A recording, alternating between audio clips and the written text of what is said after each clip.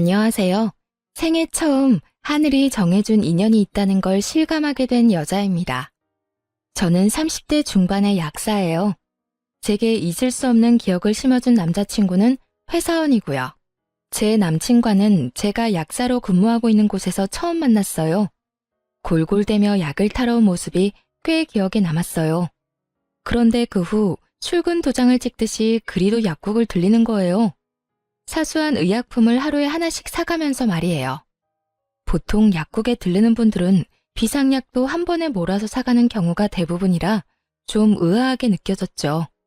하루는 전날 데일밴드를 사갔음에도 또 사기에 물었어요. 요즘 매일 오시네요. 어제 밴드 사셨던 걸로 기억하는데 또 사시는 거예요? 아, 어제 사간 밴드가 표준형이더라고요. 혼합형도 필요해서 왔어요. 의약품을 종류별로 구비해 놓으면 편하죠. 그런데 매일 오시기 번거롭지 않으세요? 필요한 걸 한 번에 구매하시는 게 편하실 텐데요. 그게 겸사겸사 들르는 거라서요. 괜찮습니다. 그렇게 장장 두어 달을 남친은 하루도 거르지 않고 약국을 들렀어요. 그 사이 남친과 저는 꽤 친해졌고요. 그런데 만남이라는 게 참 신기하죠. 60일 남짓 되는 기간 동안 정이라도 든 건지 막상 자주 오던 사람이 오지 않으니 괜히 더 생각나기도 하고 염려까지 되니 말이에요. 남친이 다시 약국을 찾아온 것은 딱 2주 만이었어요. 분홍 망고 튤립이 만개한 꽃다발을 들고 찾아왔죠. 저는 그런 남친을 반갑게 맞았어요. 그러나 남친은 긴장이라도 한 건지 입을 옴쭉거리며 한참을 쭈뼛대는 거예요. 저는 그런 남친에게 무슨 일이 있느냐 물었고 남친은 불쑥 꽃다발을 제게 내밀고는 입을 열었어요. 저 이 꽃 드리려고 왔어요. 꽃말은 사랑의 시작이래요. 좋아합니다. 그의 사랑 고백이 어찌나 서툴던지 그 모습에 웃음이 터지고 말았어요. 그렇게 저와 연인 사이가 되었습니다. 나중에 물으니 매일 약국으로 찾아온 이유가 제게 첫눈에 반해서였다고 하더라고요. 어딜 가든 무얼하든 제 생각이 그렇게도 났다고요. 저를 보기 위한 수작이었던 거죠. 저는 그런 남친이 순수하게 느껴져 참 좋았어요. 우리는 3년이라는 꽤 긴 시간을 함께했죠. 하지만 연애할 당시 양가 부모님을 만나본 적은 없었어요. 어린 나이는 아니었지만 우리의 만남이 결혼을 전제로 한다는 게 어색하게 느껴지곤 했거든요. 그러다 보니 연애 기간도 길어졌고요. 우리는 서로에 대한 확신이 깊어졌을 때 결혼을 결심했어요. 그렇게 처음 양가 부모님을 찾아뵙게 되었죠. 예비 시모는 처음 본 저를 무척이나 반겼어요. 어머, 아가씨가 다영이구나. 우리 아들이 입이 닳도록 자랑한 이유가 있었네. 감사합니다. 서다영이라고 해요. 어머님께서 정말 미인이세요. 우리는 첫 만남임에도 화기애애했어요. 남친이 외동이라 늘 딸이 있었으면 싶었다며 딸처럼 대하고 싶다고 먼저 말씀해 주셨죠. 거기다 제 직업이 약사라는 걸 아셨을 땐 물개 박수를 치며 기뻐하셨어요. 정말 다영이 네 직업이 약사야? 웬일이야? 내 아들이 이렇게 효도를 하는구나. 나는 더 볼 것도 없다. 너는 결혼, 나는 무조건 찬성이야. 좋게 봐주셔서 감사합니다, 어머님. 엄마가 다영이를 마음에 쏙 들어할 줄 알았어. 예쁘지, 착하지, 똑똑하기까지 한데 싫어할 수가 없잖아. 그치, 엄마? 어머, 아들, 그걸 말이라고 해? 네가 아무리 내 아들이라도 너보다 더 자식 삼고 싶다, 얘. 하지만 예비 시부모의 마음에 들었다고 해서 모든 게 순조롭지는 못했어요. 제 뜻이면 무조건 믿고 지지해주던 제 부모님이 남친을 보더니 반대를 심하게 했거든요. 인생의 큰 결정을 섣불리 하면 안 된다며 저를 나무라기까지 했고요. 늘 저의 선택을 존중해줬던 분들이 제가 사랑하는 사람을 좋게 봐주지 않는 게 상처가 됐고 미웠어요. 하루는 화나는 마음에 도대체 뭐가 마음에 들지 않느냐며 따졌어요. 도대체 오빠의 어디가 마음에 안 드는 건데요? 항상 내 선택이 우선이라더니 왜 결혼은 안 된다고만 하시냐고요. 그 애는 말하는 투도 인상도 영 마음에 들지가 않아. 딱 너 고생시킬 남자라고. 아빠, 그런 핑계가 어디 있어요.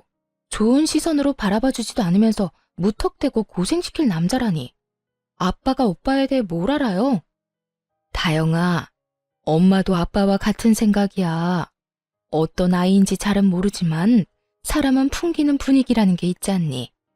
너와 그 아이는 맞지 않는 것 같아. 엄마까지 왜 이래요? 그냥 나 결혼시키기 싫어서 그러는 거 아니야?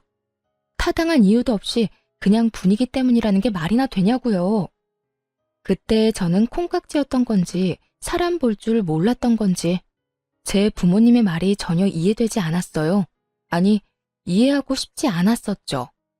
그래서 꽤 오랫동안 고집을 부렸어요. 남친도 결혼 승낙을 받겠다며 자주 우리 부모님과 대면했고요.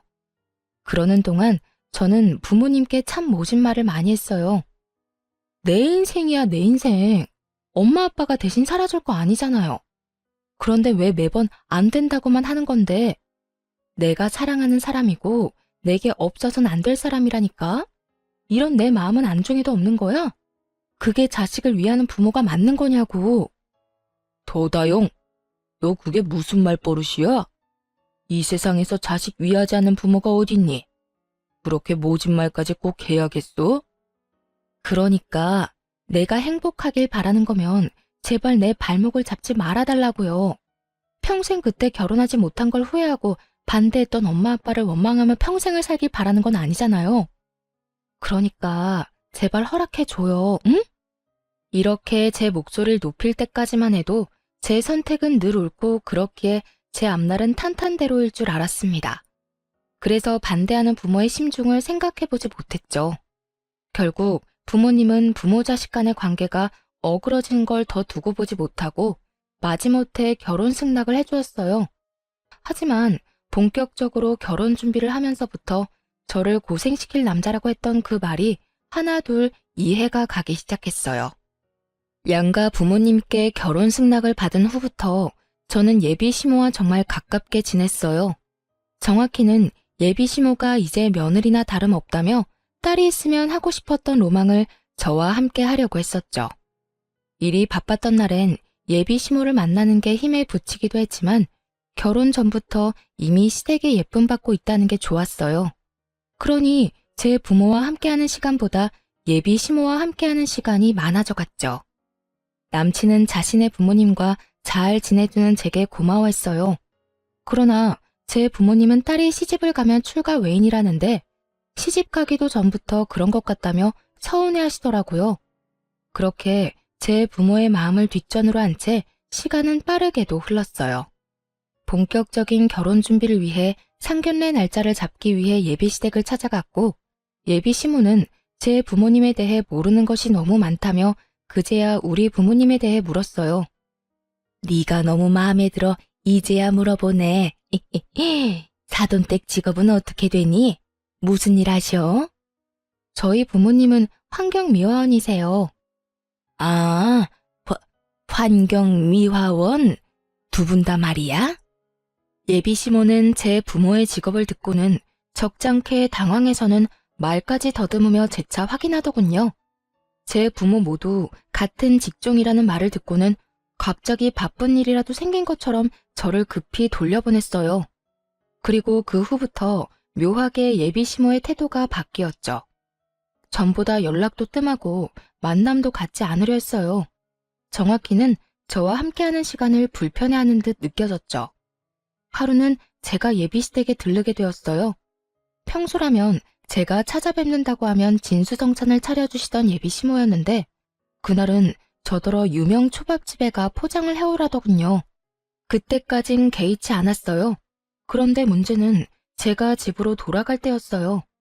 저녁으로 먹고 나온 쓰레기며 다른 쓰레기까지 바리바리 챙겨 나오더니 불쑥 제게 내미는 겁니다. 예, 네가 좀 나가는 김에 좀 가지고 나가렴. 네가 먹은 거 네가 치우는 셈 치는 거니 불만 없지?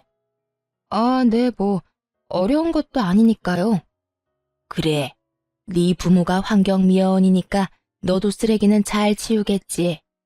저는 부모님 직업 운운하며 말하는데 기분이 팍 상했어요. 그래서 쓰레기를 받아들려던 손을 내렸죠. 그러자 예비 시모는 빨리 받으라는 듯 쓰레기를 살짝 흔들더군요.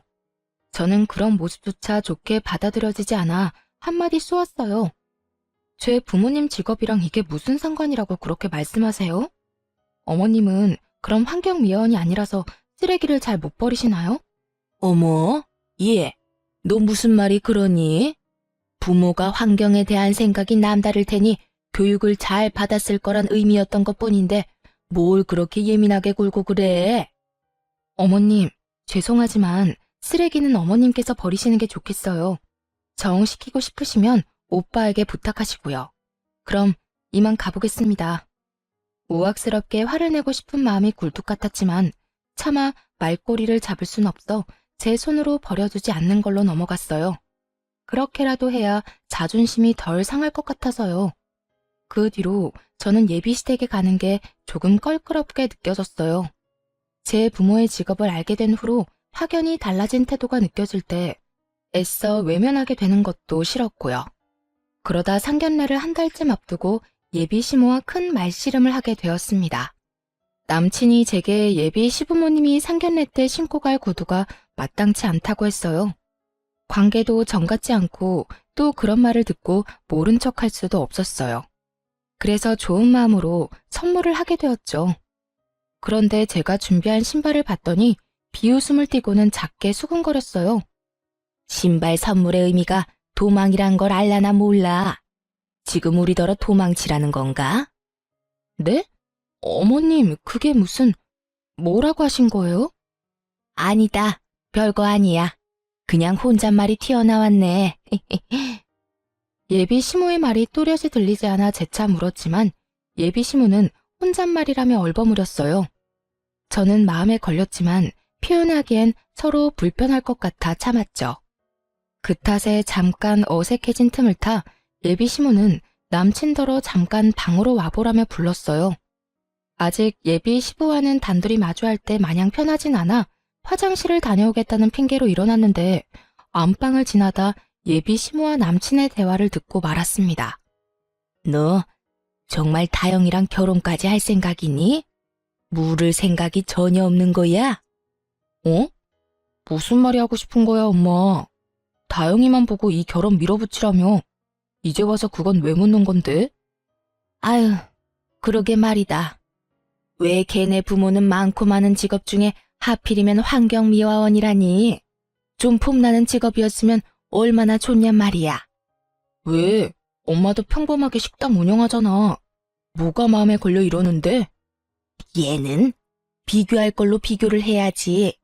남이 버린 쓰레기는 주워가는 직업이랑 비교하면 되니? 생각만 해도 더럽고 냄새 나잖아. 저는 마지막 말을 듣고는 부하가 치밀었어요. 그 탓에 방문까지 벌컥 열고 들어가서는 화를 쏟아냈네요. 어머님, 지금 뭐라고 하셨어요? 오빠는 지금 저 얘기가 뭐라고 듣고 있는 건데? 얘가 너 지금 우리 얘기 엿들었니? 제 부모 뒷말을 하고 싶으셨으면 문을 꼭 걸어 잠그고 하시던가요. 일부러 저 들으라고 빼꼼히 열어놓고 이런 주접 같은 대화나 하고 계시던 거 아니세요? 소다영, 너 지금 주접 같다고 했어? 말 가려해. 가족들 사이라고 다 받아주고 이해할 줄 알아?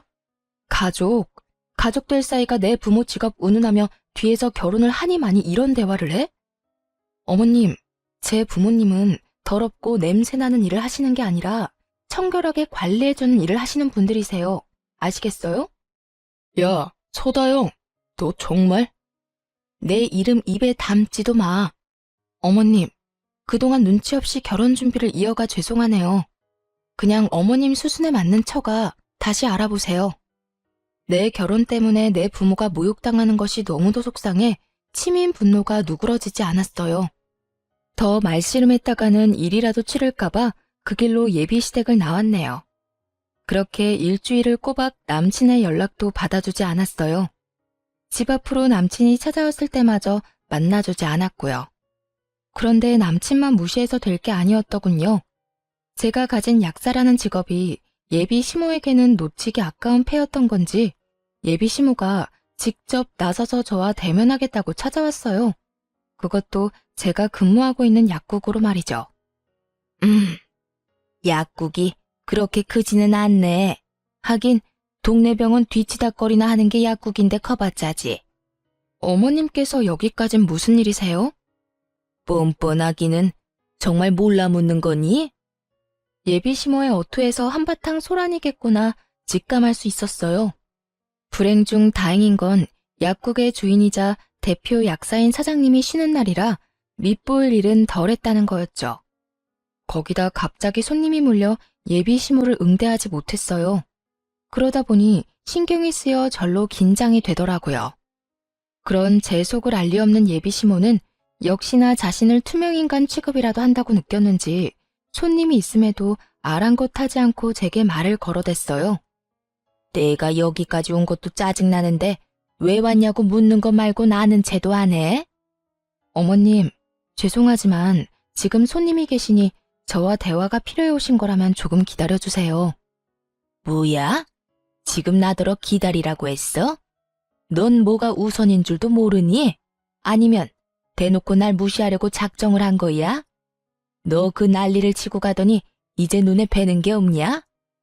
예비시모는 내 말을 곡해하며 얼굴을 팍 구겼어요. 저는 터질 것 같은 감정을 누르며 손님의 약을 지어야 해 조제실로 들어가야 하니 기다려달라 부탁드린 거라고 차근히 설명한 뒤 카운터 자리를 잠시 비우게 되었어요. 그런데 예비시모는 그것조차 못마땅한지 어찌나 꿍얼꿍얼댔는지 몰라요. 예비시모 옆에 앉아있던 손님이 약을 타가실 때 오늘따라 유독 소란스럽다며 불편한 기색이 내비쳤어요. 저는 깊은 한숨을 애써 삼키며 약국까지 찾아온 이유에 대해 물었어요.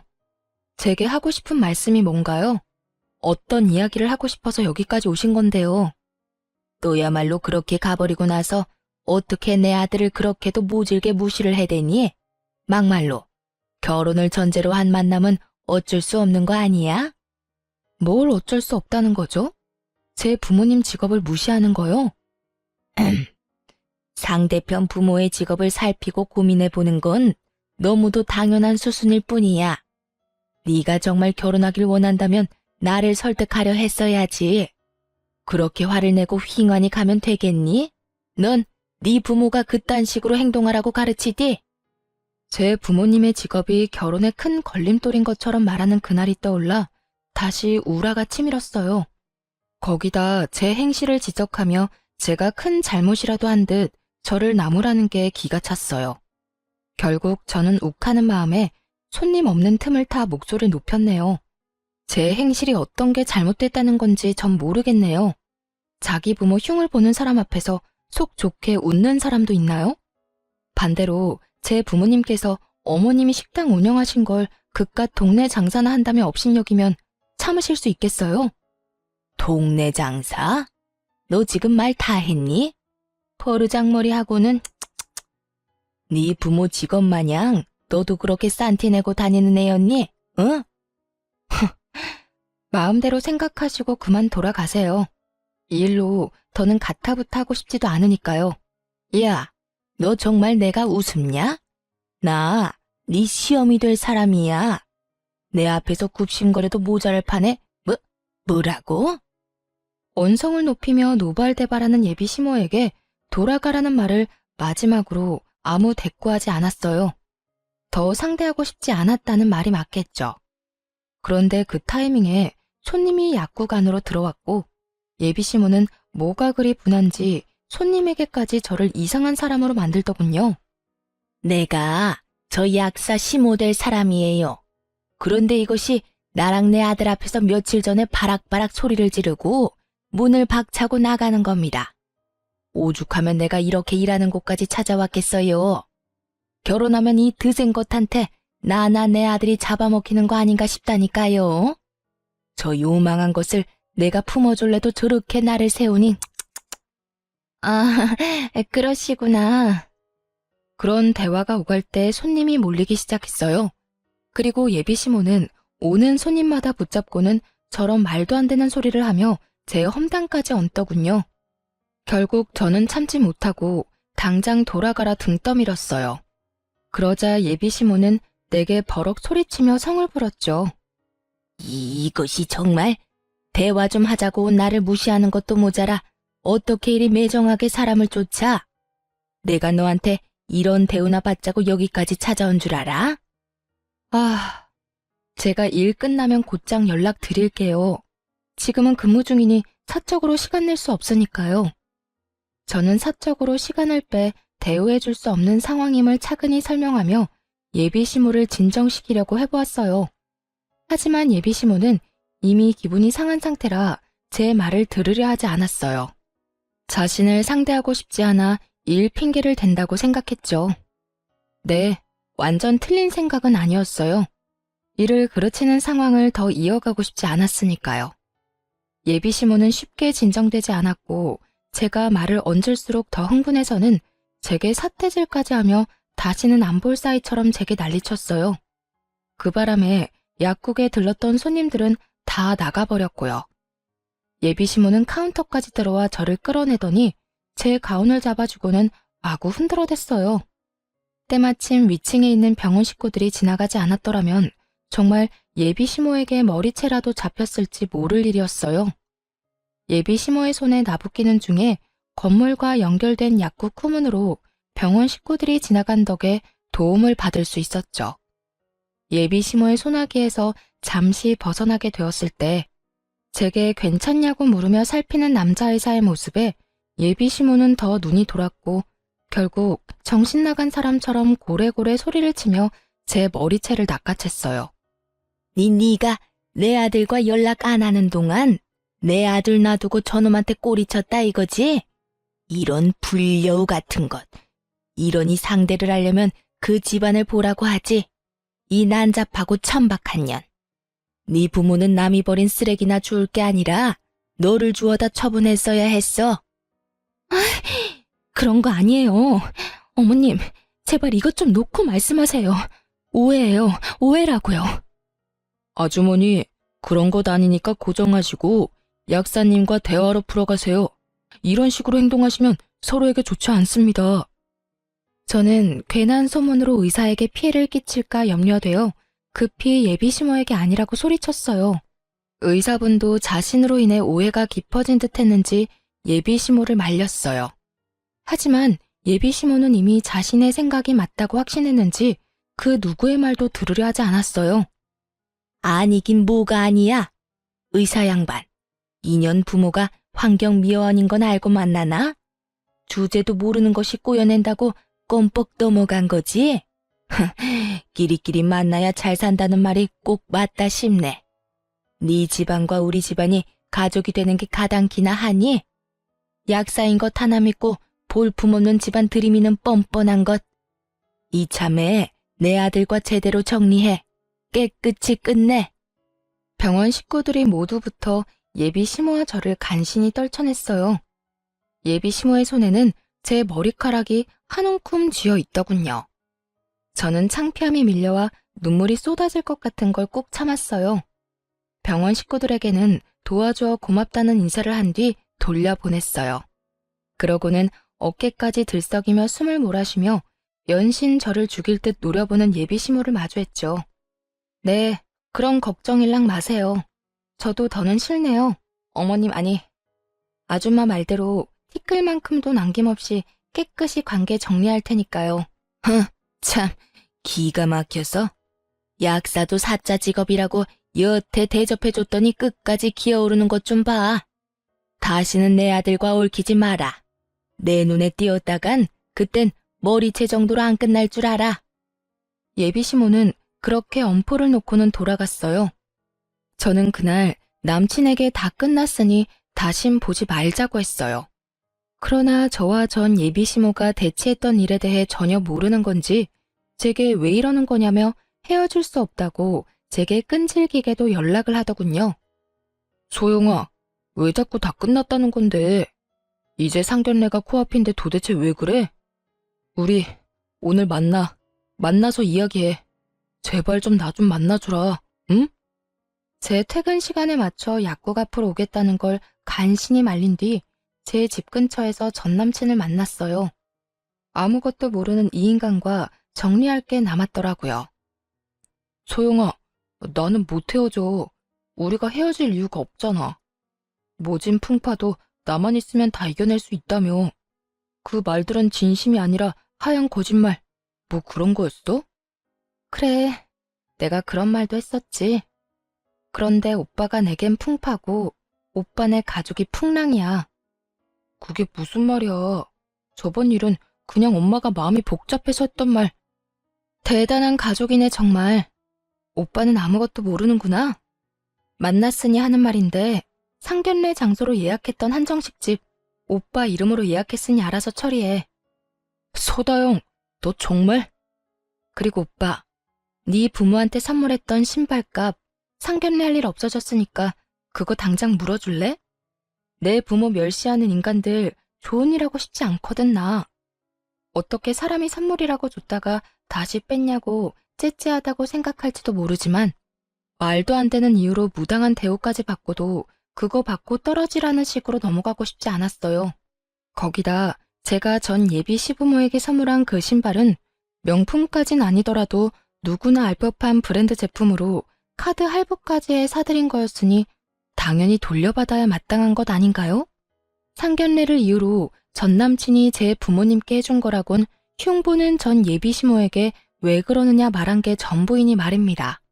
제 말 한마디 한마디에 전 남친의 얼굴은 터질 것처럼 울그락불그락 달아올랐어요. 하지만 저는 그런 모습이 가짱게 느껴졌어요. 자기 부모로 인해 어그러진 결혼이라는 걸 여전히 모른다는 게 한심하기까지 했거든요. 그래서 오늘 예비 시모가 약국까지 찾아와 난동 부리고 손님 앞에서 날 꽃뱀 취급까지 했다는 사실을 다 말했어요. 팔은 안으로 굽는다고 하던가요? 전 남친은 자신의 엄마가 그럴 리 없다더군요. 우리 엄마가 그런 짓을 했을 리 없잖아. 나랑 헤어지고 싶어서 말까지 지어내는 거야 지금? 참나, 내가 뭐 하러. 마음대로 생각해. 끝내는 마당에 내 말을 믿든 말든 그게 무슨 의미야? 끝내다니, 누구 마음대로? 지금 내가 직접 확인할 테니까 딱 기다려. 전 남친은 직접 전 예비 시모에게 사실 확인을 한다며 그 자리에서 전화를 걸었고 어찌나 목소리가 쩌렁쩌렁한지 전화기 밖으로 말소리가 다 새어나왔어요. 엄마, 혹시 다영이 약국에 찾아갔었어? 그걸 네가 어떻게 알았니? 설마 그걸 고세 너한테 일러 바쳤니? 엄마가 왜 다영이 일하는 곳을 가? 가서 뭐라고 했는데 뭘 어쨌길래 나더러 헤어지자는 거냐고. 얘가? 너 지금 엄마한테 큰 소리 치는 거야? 어쩌다 내 아들이 이렇게 나리선애로 바뀌었어? 그 요망한 것. 남자 구슬리는 능력도 가지가지네. 걔랑은 깔끔히 헤어져. 불려시도 그런 불려시가 없더라. 헤어지라니 엄마까지 왜 이래? 내가 진짜 엄마 때문에. 됐어, 끊어. 전 남친은 통화를 마친 뒤 죄인이라도 된 양 억울하고 불쌍한 표정을 지었어요. 자신의 엄마가 어떤 행동을 했을지 자기도 짐작이 갔던 거겠죠. 저는 제 말이 사실임이 증명되었으니 더 할 말도 없다며 전 남친을 뒤로 한 채 가려고 했어요. 그런데 무슨 할 말이 여전히 많은 건지 저를 붙들고는 언제 화를 내냐는 듯 제게 고개를 조아리며 미안하다고 다시는 이런 일 없을 거라며 빌더라고요. 미안해 다영아. 내가 이렇게 사과할게. 우리 엄마가 한 말은 그냥 잊어. 앞으로 다시는 엄마가 그러지 못하도록 할게. 그러니까 마음에 담아두지 말고. 응, 안 그래도 그럴 참이야. 헤어지는 마당에 뭐하러 전전긍긍하겠어? 영양가 없는 언행이 나한테 무슨 의미라고. 우리 부모님 직업 운운할 때 진작 정리했어야 했는데 그러지 못한 게 아쉬울 뿐이야. 다영아, 그건 엄마한테 책 잡히기 싫어서 그랬어. 내 본심을 엄마가 알면 어떻게 될지 상상이 안 돼서. 나 아직 너 사랑해. 아니, 나는 너라서 결혼하고 싶었다고. 전 남친은 엄마한테 책 잡히는 게 싫어 저를 향한 마음이 크다는 걸 숨기고 싶었다고 하더군요. 그래서 예비 시모가 결혼을 종용하는 걸 따르는 것처럼 보이기 위해 그런 대화를 주고받았던 거라고요. 사실 돌아보면 연애 기간 동안 우리가 함께하는 미래를 그리던 쪽은 제가 아니라 늘 전 남친이었어요. 거기다 자신의 가족들과 보낼 때와 단둘이 시간을 보낼 때 저를 대하는 태도도 사뭇 달랐었죠. 하지만 그렇다고 한들 이미 못 볼 꼴까지 다 본 마당에 저를 향한 전남친의 마음이 다 무슨 소용인가요? 더 이상 구구절절 애원하는 소리를 더는 듣고 싶지 않았어요. 난 오빠라서 이 결혼 깨는 거야. 계산적인 부모를 둔 것도 모자라 그걸 닮아 결혼을 계산하는 오빠라서 말이야. 내 부모님이 반대했던 이유를 이제야 알겠네. 그렇게 구질구질한 이별을 한 후에도 전 남친은 장장 1년 동안 두어 달에 한 번씩 찾아와서는 평생 연애만 해야 한다며 그것만도 좋다며 다시 시작하자고 그렇게도 매달렸어요. 하지만 그런 전 남친을 거들떠보지도 않았어요. 그런데 가족들 앞에서 얼마나 시름시름 앓는 척을 했는지 헤어진 지 6개월쯤 지났을 무렵 그 망할 아줌마가 또 저를 찾아와 목소리를 높이더군요. 야, 너 내 아들을 어떻게 꼬셨길래 널 못 잊었다는 멍청한 소리나 하게 만들어? 그걸 왜 저한테 와서 물어요? 저도 아줌마 아들 때문에 골치 아프거든요. 못 찾아오게 단속이나 좀 잘해보던가. 뭐야? 이 요망한 하필이면 볼품없는 부모를 둔 너와 연애하는 바람에 너 같은 것을 닮아버려서 이 모양 이 꼴이 난 거 아니야? 애초에 너랑 엮이지만 않았어도 이미 우리 수준에 맞는 며느리를 맞았을 텐데 이 독약 같은 것, 이 징글맞은 것. 한참을 제게 모욕해대는 전 예비시모를 두고 저는 전 남친에게 곧장 문자 한 통을 남겼습니다. 쇼하는 게 너로는 모자라디? 좋은 말 할 때 네 엄마 내 앞에서 치워? 그러는 사이 자신의 말을 듣는 신용도 하지 않는다고 얼굴에 핏대까지 세우고는 삿대질해대며 노발대발했어요. 이 쌍스러운 것이 지금 내가 말하는데 너 뭐하니? 지금 날 마구 지저대는 개 취급이라도 하는 거야 뭐야? 잘 아시네요. 너무 시끄러워서 참을 수가 있어야죠. 곧 아줌마 아들 올 테니까 사이좋게 손잡고 돌아가시던가요. 제 말이 끝나기 무섭게 아줌마의 전화벨이 울렸어요. 아니나 다를까 쏜살같이 전 남친이 연락을 한 것이었죠. 핸드폰에 뜬 화면을 보고는 아연실색해서는 저를 한번 노려보고는 황급히 자리를 뜨더라고요. 다행히 전 남친이 그 이후 제 눈에 띄는 일도 없어졌고요. 그렇게 우리의 진절머리 나는 인연이 끝났다고 여기며 살았어요. 얽히고 설켰던 그때가 다 꿈인 것처럼 느낄 정도로 평안하게 말입니다. 저는 그 후 참 많은 변화가 있었어요. 일자리를 옮겼고 또 진정으로 좋은 사람을 만나 결혼까지 하게 되었죠. 어떤 사람이기에 파혼하고 2년 만에 결혼했나 싶으실 거예요. 전 예비시모가 제가 일하는 약국에 찾아와 난동 피울 때 싸움을 말려주던 남자의사 기억하시나요?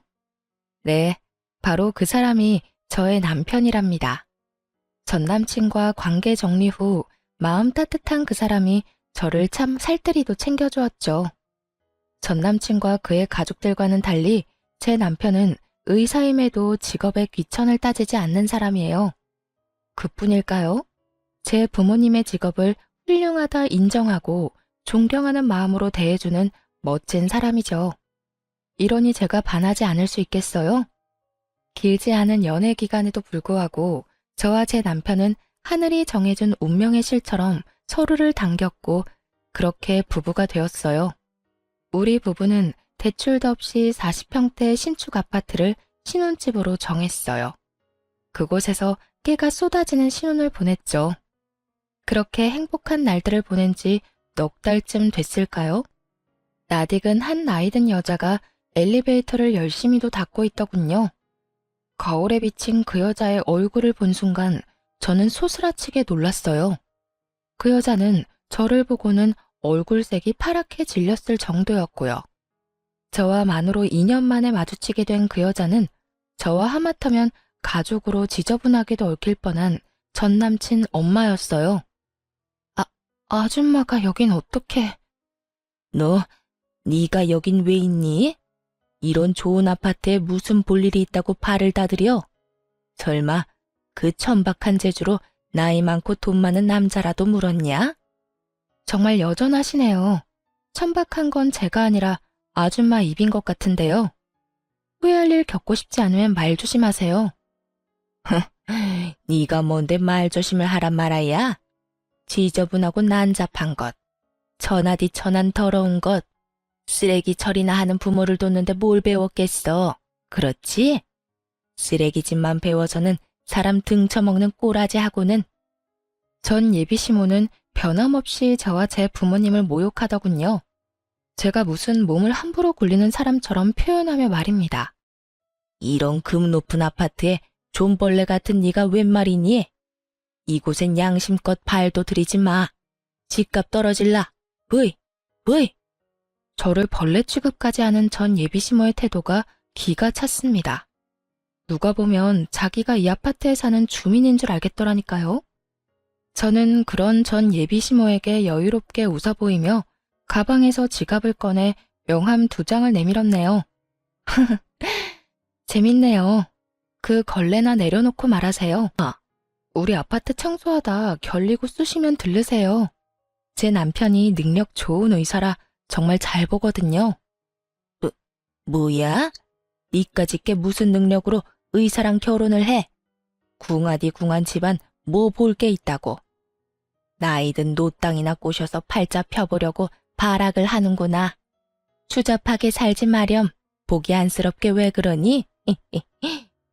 그 아줌마는 어떤 멀쩡한 의사가 저와 결혼하겠냐며 무슨 꿍꿍이가 있는 건 아닌지 잘 알아보라는 말까지 하며 무시란 무시는 다 하고 엘리베이터에서 내렸어요. 뭐가 그리 기분 좋은지 엉덩이까지 살랑살랑 흔들며 가더군요. 하지만 그렇게 말하고도 정말 제가 멀끔한 의사와 결혼이라도 한 건지 확인하고 싶었던가 봐요. 며칠 뒤 정말 제 남편의 병원에 찾아온 겁니다. 결혼하면서 남편이 병원을 옮겼는데 그때 제가 남편의 병원 바로 옆으로 제 이름을 건 약국을 차리게 되었어요. 그렇기에 남편의 병원에 들른 사람들을 한눈에 볼 수 있었죠. 그런데 그 등장이 그렇게 유난스러울 줄은 꿈에도 몰랐네요. 많은 환자가 있는 것도 본체만치 하고는 무례하게 진료실의 문을 벌컥 열며 제 남편의 얼굴을 확인했어요. 그러더니 불그락 푸르락해진 얼굴을 해서는 제 약국으로 왔고 곧 저에게 죽일 것처럼 달려들며 행패를 부렸어요. 이 쳐 죽어도 시원찮을 거사. 언제부터야? 언제부터 뒤에서 호박씨 까며 내 아들과 저울질을 해댔던 거야? 저놈, 그때 그놈 맞지? 응? 어쩐지 널 보는 눈빛이 예사롭지 않더라니. 어머? 제가 무슨 저울질을 해요. 아니, 저울질할 것도 못 되는데 주제를 모르시네요. 이것이 그때 우릴 뜯어말린 그 의사놈인 거 누가 모를 줄 알아? 꼬리친 거 아니라고 그렇게 잡아떼더니 어디서 분수에 맞지도 않은 고고한 척은 해대며 사람을 농락해? 입은 삐뚤어져도 말은 바로 하세요. 분수에 맞지도 않은 아줌마들 만났다가 내 인생 종칠 뻔한 거잖아. 그리고 이 인연을 만들어준 건 다름 아닌 아줌마예요. 아줌마 덕에 내가 찌질한 당신 아들하고 파혼하고 내 분에 꼭 맞는 남자 만날 수 있었던 거거든. 너 지금 내 아들더러 뭐? 찌질? 야, 너 이제 눈에 뵈는 거 없다 이거야? 그런 말을 짓거리고도 내가 가만히 둘 줄 알아? 가만히 안 두면 어쩔 건데. 약이라도 사서 갈 거 아니면 그만 나가줄래요? CCTV에 당신이 하는 행동 전부 녹화 중이니까 더 깽판 쳐서 영업방해로 신고당하는 게 목적이 아니라면 말이에요. 얼굴이 새빨개진 아줌마가 약사가 손님한테 협박이나 한다며 무서워서 못 오겠다고 쇼까지 해댔어요. 그러고는 제게 나직이 두고 보자는 말을 남기곤 돌아갔죠. 하지만 사람의 천성이 시간 좀 지났다고 변하나요? 퇴근 후 집에 돌아와 보니 집 현관이 엉망진창이 되어 있었어요. 구정물 범벅에 모욕적인 말들까지 적혀 있었어요. 저는 곧장 관리소로 가서 상황을 설명한 뒤 CCTV를 확인했습니다. 아니나 다를까 전 예비시모가 난장판을 쳐놓은 것이었어요. 제가 멀끔한 의사와 결혼한 것도 배가 아픈데 자신을 모욕하고 깔봤으니 얌전히 넘어갈 수 없었던 거죠. 평생 살면서 그런 못된 성정을 가진 사람이니까요. 그런데 참 기가 막히게도 다음날 출근길, 우리 집을 그 꼴로 만든 인간과 딱 마주친 겁니다. 무슨 억하심정이 있길래 그런 치졸한 짓까지 한 거죠? 치졸한 짓? 내가? 무슨 말인지 난 전혀 모르겠는데. 괜한 사람 붙잡고 시비 걸지 마렴. 마주치지 않게 좀 사라져주면 더 좋고 말이야. 아줌마가 사라져야지. 고작 그런 복수나 하자고 청소부로 일하는 거예요? 진짜 그 엄마의 그 아들이야. 그쵸? 야, 너 말 다 했어? 내가 무슨 집을 엉망으로 만들었다고 아침 대바람부터 이렇게 생사람을 잡아? 진짜 몰라 물어요? 이러고도 여기서 더 붙어 있을 수 있을 것 같아요? 어림도 없지. 저는 이 말을 뒤로 곧장 관리소에 전화를 걸었어요. 몇 번의 신호음 끝에 전화 연결이 되었고 저는 바로 스피커로 바꾸어 통화 내용을 보란 듯이 들려주었습니다. 어제 불편사항 접수한 703호입니다. CCTV로 확인한 그분 오늘 출근을 하셨네요. 저랑 딱 마주쳤는데 여긴 일 처리를 이따위로 합니까? 너무 죄송합니다. 근무 시작한 지 얼마 안 된 분이라 규율에 대해 조금 무지하셔서 잦은 실수가 있더라도 넘어가 주었던 게 화근이 된 것 같아요. 당장 조치 취하도록 하겠습니다. 다시 한번 너무 죄송합니다. 규율을 모르는 사람을 쓰는 게 말이나 됩니까? 저 이거 그냥 못 넘어가요. 제대로 배상하라고 전달해 주시고 다시는 볼 일 없도록 당장 잘라주세요. 아시겠어요? 전 예비시모는 그제야 자신의 처지를 알게 되었어요. 자신이 사는 입주민인 척 고개 쳐들고 저를 깔볼 땐 언제고 잘리는 것만은 막아달라며 애원하기 시작했죠. 날 자르라니 그게 무슨 소리야? 내가 뭘 그렇게 잘못했다고? 내가 너무 속상한 마음에 경솔하게 행동한 것 사과하마. 관리소에 다시 말 좀 잘해주면 안 되겠니? 다영아, 우리 예정이 있는데 이리 모질게 할 필요 없잖니? 제가 왜요? 예정 들먹일 정도로 각별한 적도 없잖아요. 그런 서운한 말이 어딨어. 가족으로 묶일 뻔한 사이잖아. 내가 운영하던 식당 망하고 남은 건 빚뿐이야. 여기만큼 페이가 좋은 곳도 없는데 잘리면 나는 버틸 재간이 없어. 사람 하나 살린다 생각하고 이번만 넘어가주면 안 될까? 그러게, 배포도 없으면서 왜 그러셨어요? 이미 저질러 놓은 걸 되돌릴 수 없잖아요? 당신이 코푼 휴지는 당신이 치워야지. 그동안 자신이 운영하던 식당 앞에 프랜차이즈가 들어와 망했다고 했어요. 그래서 그 빚을 갚는 것에 평생을 쏟아 닥치는 대로 일을 해야 하는 상황이었던 거죠. 하지만 그런 이유로 꼭 지켜야 할 자리였다면 심사숙고하고 행동으로 옮겨야 하는 거잖아요. 그 알량한 자존심은 어디로 갔는지 목구멍이 포도청이라며 제 바짓가랑이까지 붙들고 용서해달라고 끈질기게도 매달렸어요. 몇 날 며칠을 제 집 앞에 와서는 누가 시킨 것도 아닌데 현관문과 복도가 번쩍 빛이 날 정도로 쓸고 닦아댔어요. 그러면서 꼬박꼬박 사죄의 메모까지 남겼죠. 하지만 저는 그런 아줌마를 거들떠보지도 않았습니다. 그 후 절대 안 된다던 해고 통보를 받게 되었나 봐요. 그렇게 내쳐진 후에도 며칠을 제게 찾아와 애걸복걸을 했어요. 그러면 안 됐는데 내가 미련하게도 일을 저지르고 알게 되었단다. 다영아, 미안하다. 다시 일하게만 해주면 내가 뭐든 하마. 평생 감사하는 마음으로 살 테니 좀 도와주렴. 저더러 집안 수준 운운하며 싫다고 할 땐 언제고 이제와 그런 제게 아쉬운 소리를 하는 꼴이라니. 아줌마가 봐도 참 황당하지 않아요? 아줌마 사정이야 어떻게 됐든 그건 제 알 바 아니잖아요. 아들 자존심까지 어그러뜨리고 망신 주고 싶은 거 아니면 작작하세요. 아니면 당신이 나한테 해코지했던 증거 영상들 당신 가족들에게 폭로하는 건 물론이고 법정에서까지 마주하게 될 줄 알아요? 이렇게까지 모질게 하고 나서야 더는 절 찾아오지 않았어요. 자신이 망한 것만으로도 가족들에게 짐이 되었는데 더 큰 짐을 안겨줄 수는 없었던 거죠. 그 후로 한참 후에 집으로 우편이 하나 왔어요. 그 우편에는 자신이 잃은 일자리에 대해 손해배상 청구를 하고 싶었지만 예정을 생각해 봐주겠다는 내용이 담겨 있었어요. 네, 그렇게 봐달라며 빌던 게 진심이 아니었던 거예요. 끝까지 그 알량하고 볼품없는 자존심을 지키고 싶었던 듯해요. 저는 그 우편을 사정없이 찢은 후 쓰레기통에 버렸네요. 운명이라는 게 그리고 인연이라는 게 참 신기해요. 이어질 사람은 우연으로라도 만남을 이어가게 되고 어그러질 관계는 어떻게 얽혀도 모진 끝을 맞이하게 되니 말입니다. 전 남친이 제 운명이라 믿었던 그 시절이 실은 진정한 운명인 지금의 제 남편을 만나기 위한 시련이었던 게 아닐까 하는 생각이 드네요. 그렇게 저는 예나 지금이나 미운 마음을 간직하진 않습니다. 다만 저를 미워하는 그 사람들이 마음을 비우고 자신의 인생에 집중하여 잘 살길 바랄 뿐이에요. 누군가를 미워하며 살다 가기엔 삶이 너무 가엾잖아요. 참, 환경 미화원이신 제 부모님은 여전히 자부심을 가지고 일하고 계셔요. 제 남편은 그런 부모님의 건강을 살뜰히도 챙기고요. 온전히 저와 제 가족에게 열심을 다하며 사는 지금, 저의 오늘도 그리고 앞으로의 미래도 탄탄대로이지 않을까 늘 생각해요. 제 남편과 함께라면 어떤 역경도 잘 이겨낼 자신이 있거든요. 이런 마음 덕일까요? 저는 임신 4개월 차에 임산부가 되었답니다. 부디 이 행복이 제가 사랑하는 모든 사람에게 전해지길 바라며 이만 사연 마칩니다.